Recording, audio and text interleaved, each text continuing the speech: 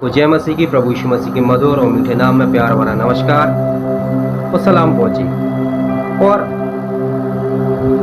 आशा उम्मीद करते आप सभी लोग सही सलामत होंगे। आज हम एक बहुत ही महत्वपूर्ण विषय पर आज हम चर्चा करेंगे। नया जन्म। नया जन्म क्या है?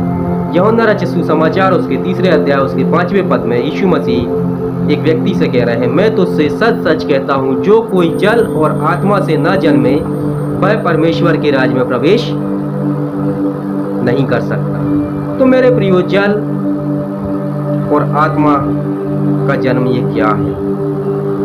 हम देखेंगे कि ये कैसे होता है और ये क्यों जरूरी है। हाँ मेरे प्रियो, प्रभु यीशु मसीह इस संसार में आए, मारे गए, गाड़े गए और तीसरे दिन जी उठे और जिंदा स्वर्ग पर चले गए। और जो कोई ये विश्वास करता है वह प्रभु यीशु मसीह के नाम में अपने हर एक पाप गुनाह अपराध की क्षमा पाता है और एक नया जन्म उसको मिलता है।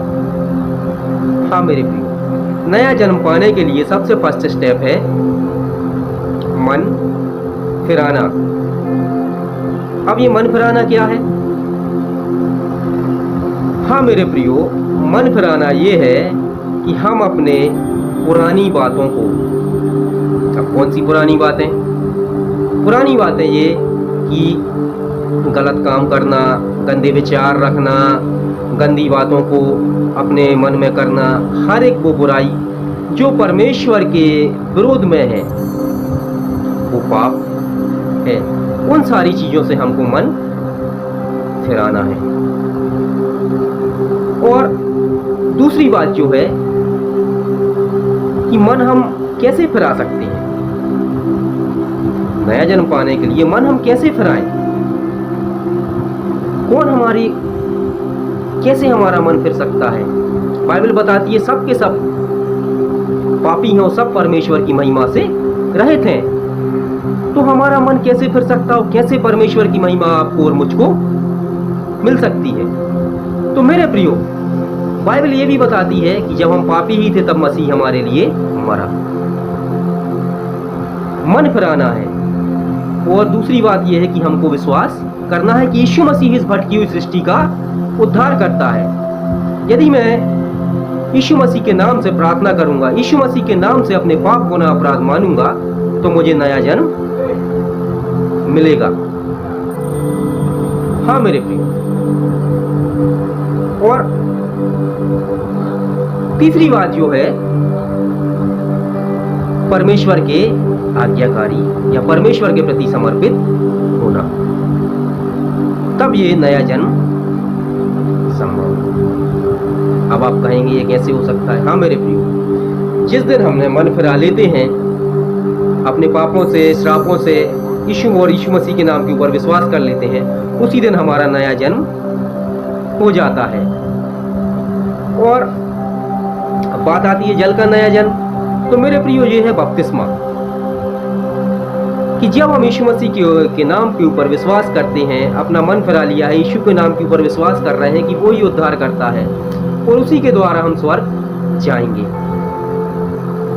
और हम वचन पढ़ते हैं, अर्थात प्रभु ने जो आज्ञा दी है हम उसके अनुसार चलने की कोशिश करते हैं, वचन को अपने जीवन में हम लागू करते हैं और हम बपतिस्मा लेते हैं। बपतिस्मा के बारे में भी थोड़ा सा बताऊंगा, क्योंकि ये नया जन्म बपतिस्मा क्यों है। जब हम मन फिरा लेते हैं, यीशु के ऊपर विश्वास कर लेते हैं, प्रभु के वचनों के अनुसार चलते हैं, तो एक और संस्करण हमारे लिए बचता है, वो है बपतिस्मा। तो हम जब यीशु मसीह के नाम से हम बपतिस्मा लेते हैं, पानी में जब हम जाते हैं, तो मेरे प्रियो, जिस रीति से यीशु मसीह इस संसार के पापों के लिए मारा गया था, उसी रीति से हम हमारे पाप गुनाह अपराध, हमारा पुराना मनुष्यत्व पानी के अंदर मर जाता है। और जब हम पानी से बाहर आते हैं तब एक नया जन्म हो जाता है, तब एक नया जसपान पानी से बाहर आता है। अर्थात वो पुरानी बातों को पुराने सारे गंदे विचार, पुरानी सारी वो बातें से मन फिरा के यीशु के नाम के ऊपर उसने विश्वास कर लिया है और प्रभु के वचन के अनुसार चलने का निर्णय ले लिया है, इस रीति से नया जन्म होता है। इसलिए जो यीशु मसीह ये बात बोल रहे हैं कि निकोदेमस नामक व्यक्ति से, जो कि इजराइलियों का गुरु है, जो कि बाइबल के ज्ञाता है, धर्मशास्त्र के ज्ञाता, लेकिन उन लोग भी इस चीज़ों को नहीं समझ रहे। तो यीशु मसीह उसको समझा रहे हैं कि निकोदेमस जल और आत्मा से जन्म लेना अवश्य है। उस रीति से मेरे प्रियो, प्रत्येक व्यक्ति को जो इस संसार में है उसको आत्मा में नया जन्म होना अवश्य है। अर्थात अपने जो अंदर की जो गंदे विचार हैं, गंदी बातें हैं, हर एक वो गंदी सोच है, उसको परमेश्वर के सम्मुख मान लेना है और हर एक बातों को प्रभु के समक्ष रख देना, उनको छोड़ देना है, उनसे मन फिरा लेना है और प्रभु के वचन के अनुसार चलने की कोशिश करना है।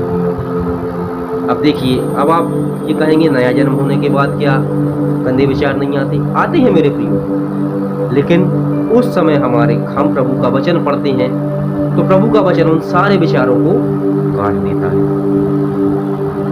और मेरे प्रियो, यदि आज के दिन में यदि हम विश्वास करते हैं कि यीशु मसीह ही उद्धार करता है और अपने पापों से मन फिरा लेते हैं, तो हमारा नया जन्म होता है और ये नए जन्म के बाद ही हम स्वर्ग राज्य में प्रवेश कर पाएंगे। क्योंकि यीशु मसीह ने कहा है, मार्ग, सत्य और जीवन मैं ही हूँ, बिना मेरे द्वारा कोई पिता के पास नहीं पहुँच सकता। हाँ मेरे प्रिय, यीशु मसीह हमको नया जन्म देता है। यीशु के नाम में ही हमको नया जन्म मिलता है और यीशु के नाम में ही हम उस परमेश्वर की आत्मा को हम पाते हैं कि हम इस संसार में रहकर इस संसार से अलग जीवन यापन करते हैं। इस संसार की बुराइयों से अलग होना, परमेश्वर के वचन को मानना, प्रभु के वचन के प्रति समर्पित होना, यीशु के नाम पे ऊपर विश्वास करना, यही नया जन्म है मेरे लिए। और हम नया जन्म पा लेते हैं। हम एक वचन और हम बाइबल में से देखते हैं जो कि मिलता है तीतुस 3:5 कि तुम्हारा छुटकारा उस तुम्हारे भले कामों के द्वारा नहीं हुआ, वरन उस नए जन्म के स्नान के द्वारा हुआ है। अर्थात जिस दिन हमने मन फिराया, यीशु के नाम के ऊपर विश्वास किया और यीशु के नाम का बपतिस्मा लिया, उसी दिन हमारा नया जन्म हो गया मेरे। तो मेरे प्रियो, यीशु मसीह ने भी कहा है कि जब तक हमको नया जन्म नहीं मिलता हम स्वर्ग नहीं जाएंगे। तो हम आज विचार करें, क्या मेरा नया जन्म हुआ है? या मैंने पापों से छुटकारा पाया है? या मैंने प्रभु के वचन के अनुसार अपना जीवन जिया है? यदि नहीं है तो आज समय है कि हम मन फिराएं, यीशु के नाम के ऊपर विश्वास करें, प्रभु का वचन पढ़ें और नया जन्म पाएं और स्वर्ग राज्य में प्रवेश करें। प्रभु इस वचन पर हम में से प्रत्येक को आशीष दे। मेरा जीवन आशीषित हो, जो आप सुने आपका जीवन आशीषित हो। आइए हम प्रार्थना करें। पवित्र प्रभु, धन्यवाद करते प्रभु जी, आज हमने नए जन्म के बारे में देखा प्रभु जी। हाँ मेरे परमेश्वर, हम आपसे प्रार्थना करते प्रभु, आप दया कीजिए, आप करुणा कीजिए प्रभु। सारी बातों में आप महिमा पाएं, आप जलाल पाएं। हाँ मेरे परमेश्वर, हम आपसे प्रार्थना करते पिता परमेश्वर प्रभु जी, आज के वचन के लिए प्रभु जी, कि प्रभु जो लोग सुने उनका जीवन आशीषित हो प्रभु।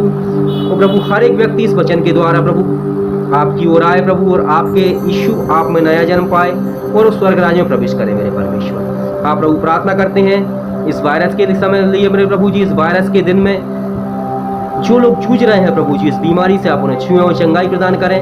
हमारे इस देश को कोरोना वायरस से मुक्त करें और जितने देश इस कोरोना से जूझ रहे हैं उनको ही मुक्त करें प्रभु जी। मेरे प्रभु प्रार्थना करते हैं उन गरीब मजदूरों के लिए जो रास्ते में प्रभु, आप उनकी सुधि लीजिए मेरे परमेश्वर पिता।